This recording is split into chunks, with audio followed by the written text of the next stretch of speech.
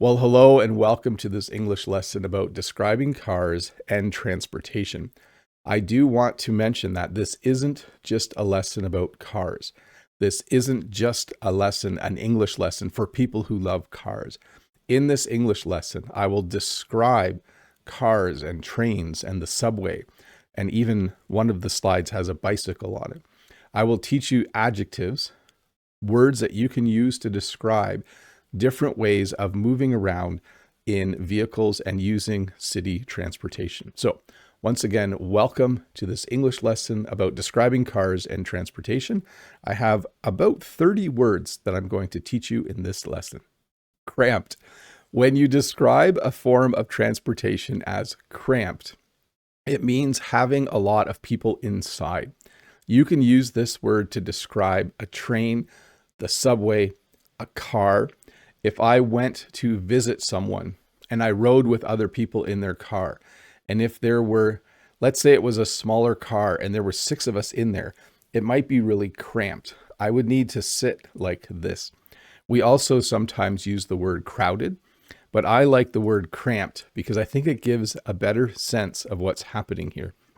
Some of you might say, this train car isn't that cramped at all. But for me, when I see almost everyone standing when I take the train to Toronto, I feel like it is very cramped. It's very crowded, having a lot of people inside. Spacious. So this is the opposite. You can see that spacious means having a lot of space inside for people. So if you see this vehicle here, it looks like a minivan. Everyone has lots of room, especially the kids in the back seat. They even have some extra room between them. I would say the inside of this minivan is very, very spacious. No one is bumping up against someone else. Everyone has lots of room. They probably could even have some stuff on the seat beside them, but spacious, having a lot of space inside for people. Roomy. Now, this is really just the same as spacious, having plenty of space inside. In fact, spacious and roomy mean the same thing. And we don't always just use this to talk about vehicles. You could say, oh, I took an Uber and it was very roomy inside. Or I'm trying to think of another example here. But certainly this vehicle with no people in it looks very roomy, but the seats as well are very far apart. And everyone would be very comfortable because it is roomy, having plenty of space inside. Convenient, easy to use or access. So this is actually a streetcar in Toronto. So when I say convenient, it could mean a number of things. It could mean that the stop where this picks people up is right outside your house or apartment. It could mean that it very quickly brings you from home to work and that it runs on time and frequently. So if I said to someone, I live in Toronto, I don't need a car because the streetcars are so convenient, or the subway is so convenient, or the bus stop is right outside my apartment. It's very convenient.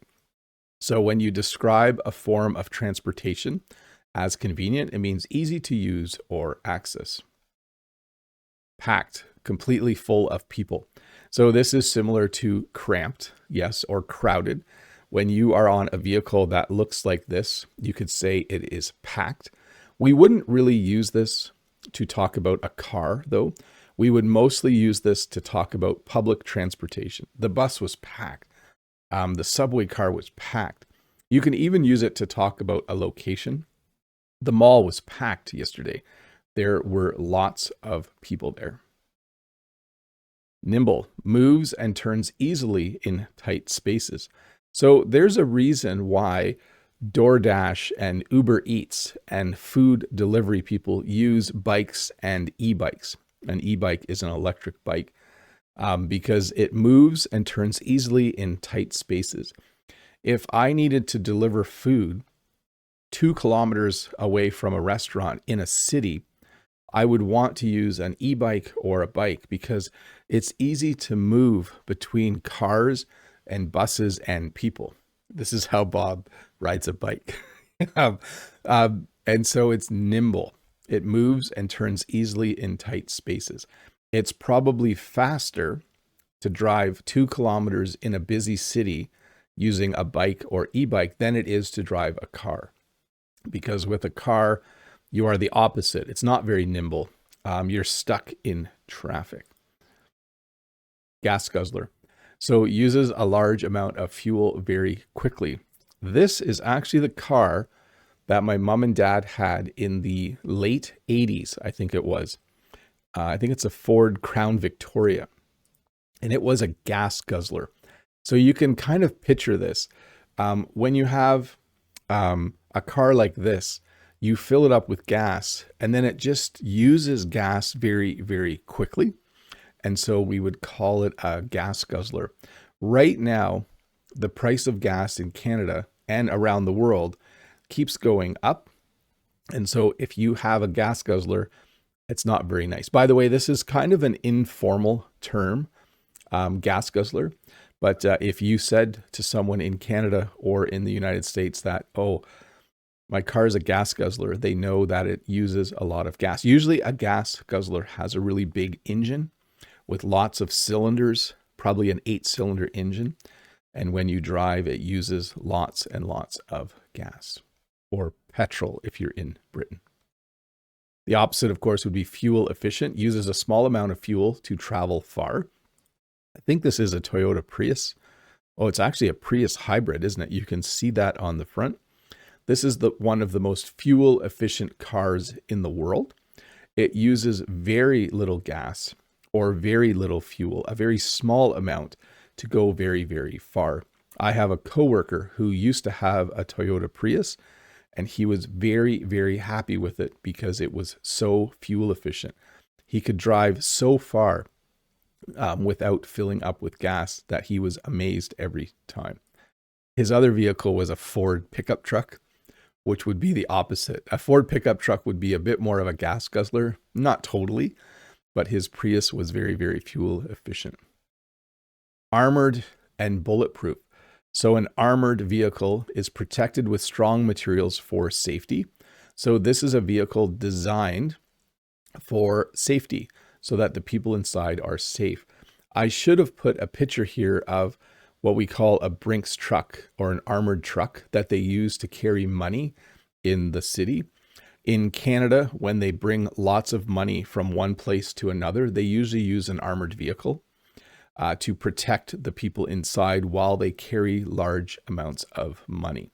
But armored, protected with strong materials for safety. And then there is a U in armored in Canada. In the United States, there is no U.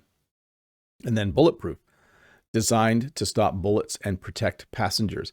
So this might look like a normal vehicle to you, but it probably has bulletproof glass, and the doors and sides are probably bulletproof as well.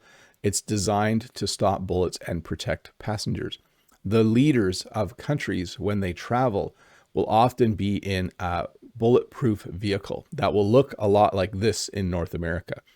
If I saw 4 of these driving down the highway, I would think it must be Prime Minister Carney. It must be the leader of our country, because that's usually who would drive around in a bulletproof vehicle like that. Modern uses new design and up-to-date technology. So I do not have modern vehicles. In fact, the last vehicle I bought was the first vehicle to have a backup camera, which to me was really modern, but the vehicle is 10 years old. But this to me is a very modern vehicle. The entire dash is a screen, and you can see that the person driving it can see the map, probably can see the speedometer and all of the other indicators on that dash. But this to me would be a modern vehicle, uses new design and up-to-date technology. Reliable. I think this is a Toyota Hilux, one of the most reliable trucks in the world. I'm not 100% sure though, but reliable, works well, and does not break down often. So if you wanted to have a vehicle that was very, very reliable, where you can drive for years and you never need to really fix anything except maybe put on new brake pads or change the oil, I think this would be a good vehicle for you. This is not, I'm not sponsored, by the way, by Toyota, but reliable, works well, and does not break down often. Most of my vehicles have been quite reliable. I'm pretty happy about that. I do tend to get my vehicles serviced regularly, regular oil changes and those kinds of things. And I think that helps to make the vehicles more reliable. But reliable, works well, and does not break down often. Dependable, can be trusted to work consistently over time. So you might be wondering, what's the difference between dependable and reliable? They're pretty much the same thing. When you say a car is dependable, it means it works when you turn the key all the time. If you say, public transit is very dependable here in the city, it means that when you go to get on the bus comes on time. When you go to take the train comes on time and leaves on time. It's very dependable. It's very reliable. So can be trusted to work consistently over time. High speed, able to travel very quickly. If you're wondering where the idea for this lesson came, we are supposed to be building a high-speed train in Ontario, Canada, that's going to run from, I think, Montreal to Ottawa to start, and then it will expand. I really hope this does happen. I'm always jealous of France and Japan and Spain and all these countries that have high-speed trains. So we do have a train system. Jen and I can take the train from close to where we live to Toronto, but the train only goes about 70 or 80 kilometers per hour. A high-speed train goes 150 to 300 kilometers per hour. Like, a high-speed train is very, very fast. And so I am really looking forward to that. It will be in 10 years. I think it takes a while to build these things, but high speed, able to travel very quickly. Affordable, does not cost a lot of money to buy or use. I can't quite remember what kind of car this is. I think it's a Nissan Versa. I think that's the name. I'm not a car expert, but this is an affordable car. It's somewhat small. It's probably really fuel efficient because it has a small engine. This is not a luxury vehicle. This does not cost a lot of money to buy or use. So notice there's two parts to this. If you're going to buy an affordable vehicle, it will be cheap to buy it, but it will also be cheap in that sense that it won't use a lot of gas. So affordable, does not cost a lot of money to buy or use. Outdated, looks old and uses older technology. Now, I would not say this is useless, but I think it is outdated. We don't have these old style streetcars anymore. Usually they're bigger and longer and they're more sleek, like they're a little more aerodynamic. But when something is outdated, it looks old and uses older technology. I would say this is probably 50 to 100 years old, and it's a little bit outdated. But if you were somewhere as a tourist, this would be a fun way to travel in a trolley car or streetcar. There's a variety of names. Outdated, looks old, and uses older technology. Safe, protects passengers and reduces risk of harm. So I don't know if there's truth to this, but we have been told that Volvo makes extremely safe vehicles. When I was younger, there was a veterinarian who visited our farm who drove a Volvo, and he talked at length about how safe a Volvo was, that it was one of the safest vehicles. So it's designed to keep passengers safe. Of course, it'll have all of the normal things like seat belts and airbags, but it might also have more advanced features. Even the design of the vehicle might just be better in the sense that if you got in an accident, you would be better protected. So safe, protects passengers, and reduces risk of harm. Expensive. So here we have something that costs a lot of money. This is a vehicle that I would never buy although I do like the color orange. That is a pretty nice looking car, but it is expensive. It costs a lot of money. Let me put it this way. If I sold everything I own, I don't think I could buy this car. Maybe, no, I don't think I could. If I sold the farm, the problem is I have debt. So if I sold everything I owned, I still would have to pay off my debt. Like I have a loan from the bank that I used to buy the farm, which is called a mortgage. So this is not going to happen. I might buy an orange minivan someday. We'll see. But there you go. Expensive, costs a lot of money. Cheap. This is not my vehicle, but I do own one exactly like this. Cheap, costs very little money. So my Chevy Uplander. By the way, there's a car company called Chevrolet, and we sometimes just call it a Chev or a Chevy. I bought this a month after I had heart surgery for very little money. I think it was only $5,000 to buy this van, which might sound like a lot, but in Canada, that's pretty cheap. And I think it only had 60,000 kilometers on it, or 80,000 kilometers. I still consider this one of the best vehicles I ever bought. It was very reliable, still is, and it was cheap. So it costs very little money. So very affordable, very cheap. One of my favorite vehicles, kind of roomy, like not super spacious inside, but definitely not too bad, but cheap, costs very little money. Brand new. So I have never bought a brand new vehicle. So brand new means has not had a previous owner, new. So the difference between new and brand new, it means the same thing. But I think when we want to emphasize, we want to make it sound really cool, we would say brand new. I bought a brand new computer. I bought a brand new car. I bought a brand new 2026 minivan. So again, brand new has not had a previous owner, new. So they built this van at the car factory. And then if I was to buy it, it would be brand new. So yeah, I've never bought a brand new vehicle. I know a friend of mine buys brand new vehicles all the time, but I think he makes a lot more money than me. I usually buy used vehicles.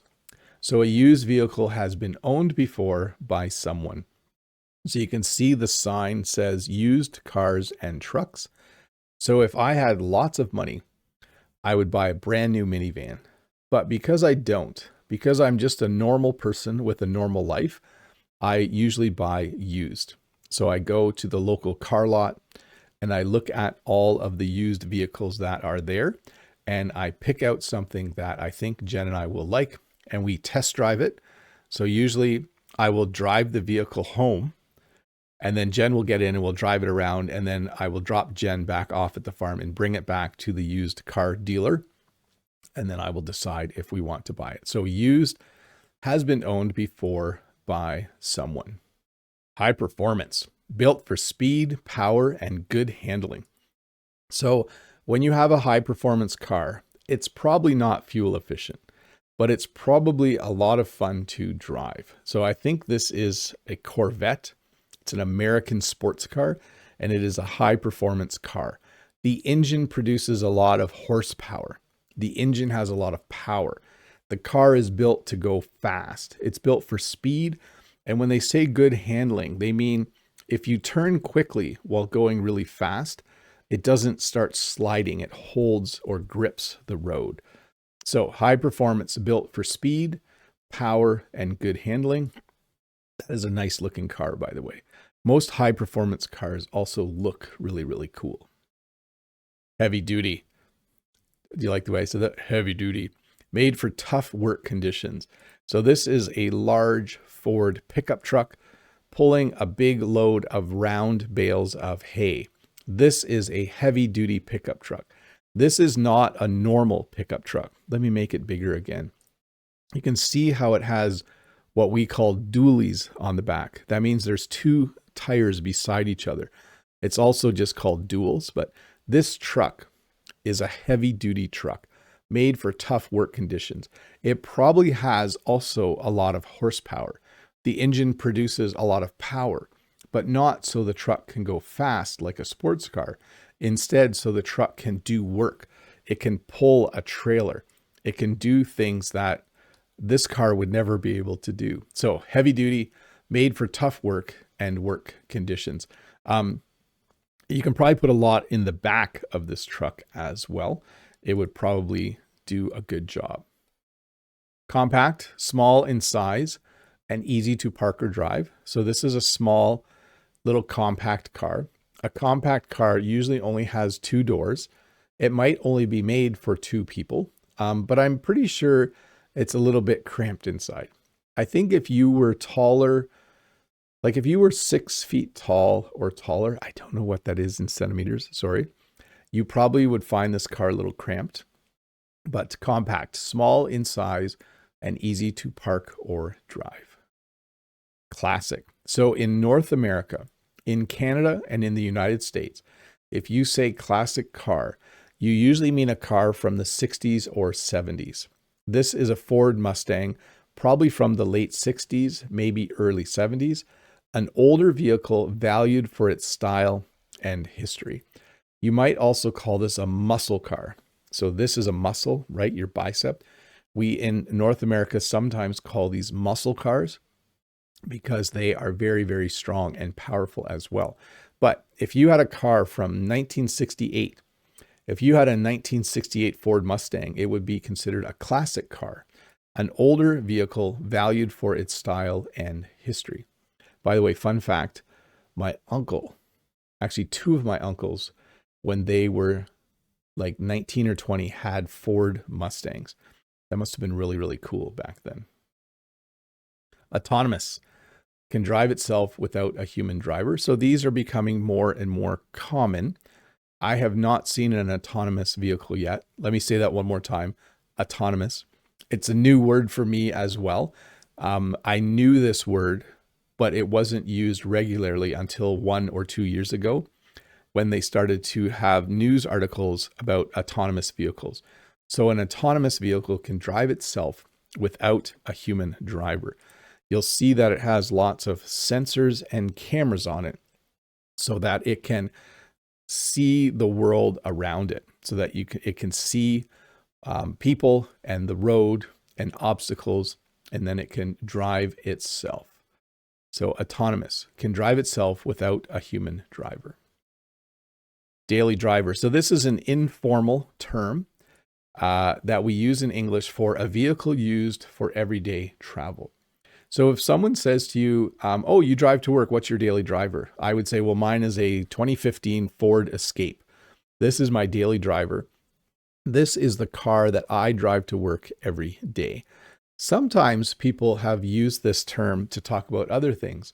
They might say, oh, what phone is your daily driver? And I would say, well, mine is a Google Pixel phone. You can see the Google Pixel here. Someone else might say, oh, for a phone, my daily driver is an iPhone.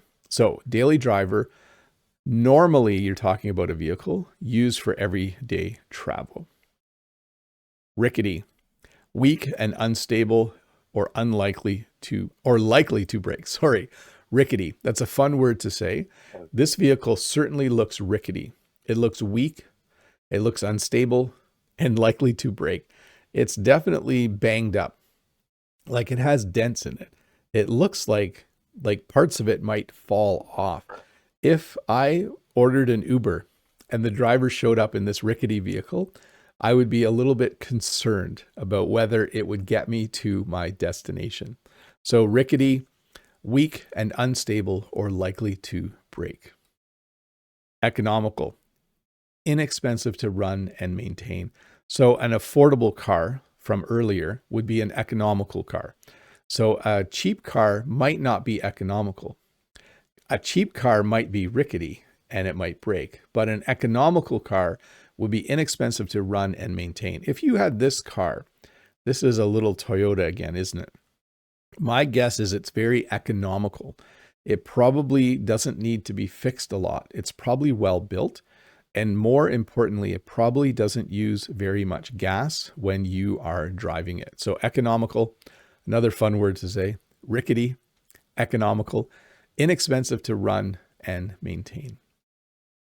Versatile can be used for many different purposes.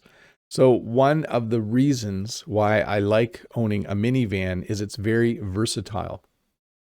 If you put all the seats down in a minivan, you can put an entire sheet of what we call plywood in the back. So this is a 4x8 sheet of plywood. You're learning a little bit about wood as well. It's 4 feet wide and 8 feet long. That is a standard size for a piece of plywood in Ontario, Canada, and in North America. And it fits in the back of most minivans if you have all the seats down. So a minivan is very, very versatile, can be used for many different purposes. A pickup truck is also very versatile. I could use a pickup truck as my daily driver. I could have a pickup truck and drive it to work. I could use it to commute to work and back, but I could also use it to help my cousin move on the weekend. It's very, very versatile. So versatile can be used for many different purposes.